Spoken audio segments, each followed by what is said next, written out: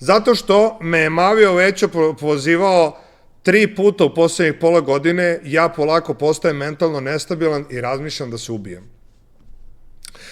Tako da, ne znam šta da radim, ne mogu više da podnesem hejt koji on proizvodi na meni, zaista argumentovano sve priča i izmišlja pola stvari, ne znam više šta da radim, mnogo mi je teško i ja ću se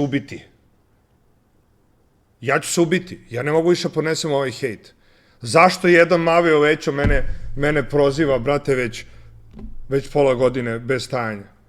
Prozivao me posle raskida, prozivao me je posle vlogmasa, prozivao me sad. Dokle bre više? Dokle bre više? Ne mogu više bre! Ne mogu više bre! Ne mogu više bre! Ubit ću se ako ne prestane da me proziva! Ne mogu više bre!